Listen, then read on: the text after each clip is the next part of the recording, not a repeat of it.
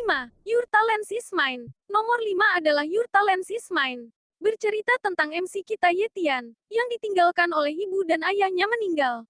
Hidupnya kini hanya bisa saling mengandalkan bersama adik perempuannya. Di hari evaluasi bakatnya, dia mendapatkan bakat tingkat rendah, sontak membuat dirinya frustasi. Tanpa diduga ketika adiknya menyentuh tangannya bakat yang dimilikinya cukup unik yaitu dapat menyalin bakat orang lain. Dia tersenyum penuh harapan. Untuk mengejar impiannya dia langsung menguji bakat miliknya. Bakatnya bisa mendeteksi bakat orang lain dalam radius 3 meter. Dia tersenyum dengan pemikiran liciknya bahwa dia setidaknya akan mendapatkan bakat tingkat menengah di tempat itu. Terdapat seseorang yang memiliki bakat tingkat menengah sesuai pemikirannya. Chen Dong adalah siswa yang memiliki bakat tingkat menengah.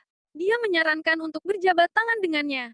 Dengan senyuman piciknya dia bersalaman dan menyalin bakat Chen Dong. Tak sabar dengan itu, dia langsung menguji bakat yang baru dia salin. Menggabungkan bakatnya dengan dirinya membuat sakit yang amat menyiksa. Tangan mengencak meremas dadanya seakan rasa sakit di jantungnya menyiksa dirinya. Setelah proses penggabungan selesai dia tersenyum puas dengan mata merah menyala. 4. Nano Machine. Nomor 4 adalah Nano Machine. Bercerita tentang MC kita yang sedang dikejar oleh sekelompok orang yang ingin membunuhnya. Berada di dalam hutan belantara nasib Pangeran Chon dipertaruhkan. Hingga saat ketika dia tersusul oleh penjahat itu, mereka langsung menyerang Pangeran Chon yang terlihat lemah itu.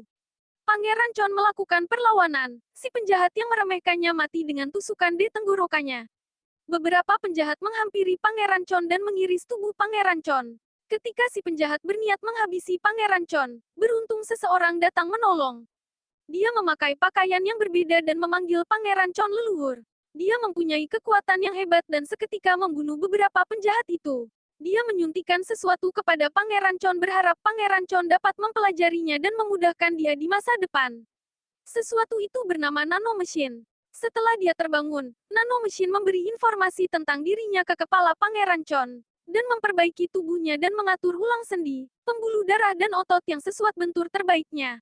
Nano Machine pun dapat memindai apa saja termasuk gerakan tubuh yang sedang berlatih bela diri, yang kemudian dia transfer langsung ke otak Pangeran Chon. Tanpa sabar Pangeran Chon langsung mempraktikkan seni bela diri yang telah dia terima dari hasil pemindaian Nano Machine. Karena terdapat beberapa kekurangan, Nano Machine mulai menyederhanakan informasi dan menyusun ulang otot Chon agar cocok dengan seni bela diri yang dia pelajari. 3. Ikan Snatch 999 Types of Abilities. Nomor 3 adalah Ikan Snatch 999 Types of Abilities.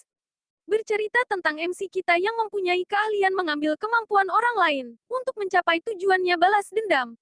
Tidak hanya dapat mengambil kemampuan orang lain tapi juga dapat mengambil kemampuan monster.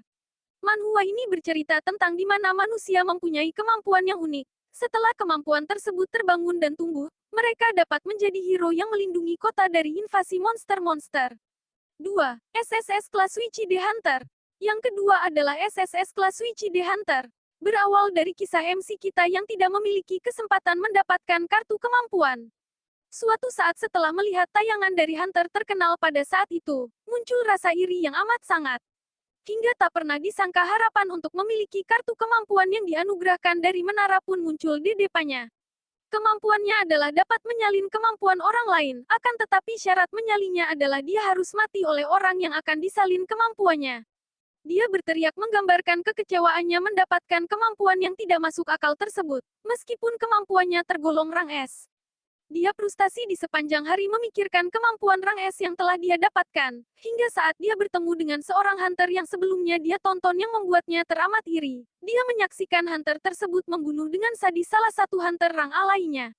Dia pun lari, namun naas dirinya ketahuan dan terbunuh oleh hunter tersebut. Ketika dia tersadar kembali dia menemukan dirinya tidak terjadi apa-apa dan kembali ke 24 jam sebelumnya. Setelah dia lihat jendela statusnya, ternyata benar, dia dapat memilih kemampuan dari hunter yang membunuhnya. Pada saat itu mulailah misi balas dendamnya. 1. Solo Leveling Newbie. Yang terakhir adalah Solo Leveling Newbie. Berawal dari MC kita seorang pro gamer Tower Austrials. Dia menjadi player pertama dan satu-satunya yang menyelesaikan semua lantai di Tower Austrials. Keesokan harinya, tidak ada yang mengira Tower Australia muncul di belahan bumi tersuk di Korea. Diyakinkan dengan munculnya jendela status bertuliskan selamat datang di Tower Austrials. Untuk memastikan hal tersebut dia keluar dan pergi ke event skenario pertama yang ada dalam game. Dia mengetahui rahasia dari event tersebut. Ketika semua orang berlari menjauh, dia maju menyelesaikan rahasia dari event pertama tersebut. Dia menjadi player terkuat dengan memonopoli informasi rahasia Tower Austrials. Dia mendapatkan skill peringkat SS dari relik yang dia gabungkan di museum. Skill yang dia dapatkan adalah dapat menyalin skill orang lain dengan syarat.